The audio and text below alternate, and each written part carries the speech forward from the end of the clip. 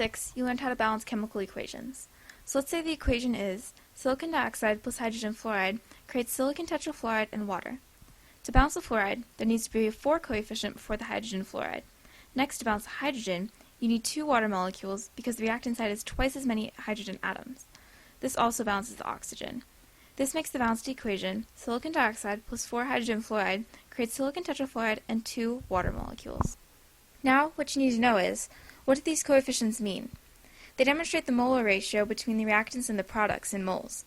So in this equation, for every mole of silicon dioxide, it needs to react with 4 moles of hydrogen fluoride and produce 1 mole of silicon tetrafluoride and 2 moles of water. Since these numbers are only a ratio, you can substitute any number in for them, just as long as the rest of them are proportional.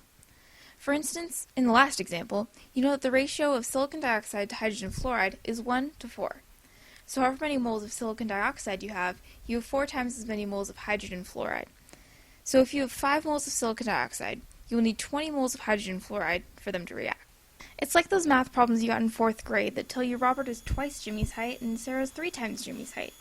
If Jimmy's 2 feet tall, find the height of Sarah. All you have to do is multiply Jimmy's height by 3 and you'll find that Sarah is 6 feet tall. Simple, right? Let's try a bit harder problem. Take the equation for the decomposition of water, for example. This balanced equation tells us that 2 moles of water yields 2 moles of hydrogen gas and 1 mole of oxygen gas. Suppose that you have 4 moles of water. How many moles of each gas is produced?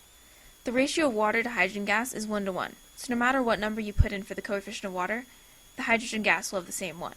So it produces 4 moles of hydrogen gas. The ratio of water to oxygen gas is 2 to 1, so oxygen gas will have half the amount of moles water has. So you divide 4 by 2 and get 2 moles of oxygen gas. Some problems won't give you the elements in moles, they'll give it to you in grams. From the last chapter, you learned how to convert the weight of an element into moles by using its molar mass. Consider the following problem. If you have 2.55 grams of chlorine gas, how much potassium chloride is produced in grams? You start by converting 2.55 grams of chlorine gas into moles. You do that by dividing the molar mass of chlorine gas, which is 70.9 grams per mole.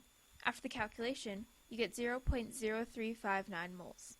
Looking back at the balanced equation, you see that the ratio of chlorine gas and potassium chloride is 1 to 2.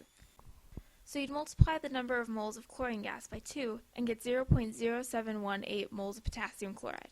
But the problem asks the answer in grams, so you'd have to multiply the molar mass of potassium chloride, which is 77.55 grams per mole, and get 5.57 grams of potassium chloride. The next step in stoichiometry is deciding which reactant is the limiting reactant. The limiting reactant is the reactant that is completely absorbed by the reaction and the other is left over. You can calculate which element is the limiting reactant by converting the weight of the reactant into moles and comparing it to the other reactant. Whichever you do not have enough of is the limiting reactant. Suppose you have 25,000 grams of nitrogen gas and 5,000 grams of hydrogen gas that combine to create ammonia. What mass of ammonia will be produced and what is the limiting reactant?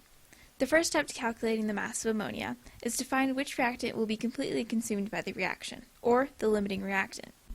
First, you need to convert the weight into moles. You get 892 moles of nitrogen gas and 2,480 moles of hydrogen gas. So let's choose one of the reactants to test, which is the limiting reactant. Let's choose the nitrogen gas. According to the ratio of nitrogen gas to hydrogen gas, 1 to 3, there is 3 times as many moles of hydrogen gas as nitrogen gas. Therefore, if all the nitrogen gas is consumed, then 2,680 moles of hydrogen gas is required to complete the reaction. Then compare that to the original value you have, 2,480, you have less than what is required to react completely with the nitrogen gas. Therefore, hydrogen gas is the limiting reactant. To find the mass of ammonia produced, you use the number of moles that you have in the limiting reactant. If you have 2,680 moles of hydrogen gas, and the ratio of hydrogen gas to ammonia is 3 to 2, then you multiply 2,680 by 2/3 and get 1,790 moles of ammonia. But the question asks for the mass, so you have to convert. The molar mass of ammonia is 17.03 grams per mole. So after the multiplication, you get 30,500 grams, rounding to significant figures. Created using Powtoon.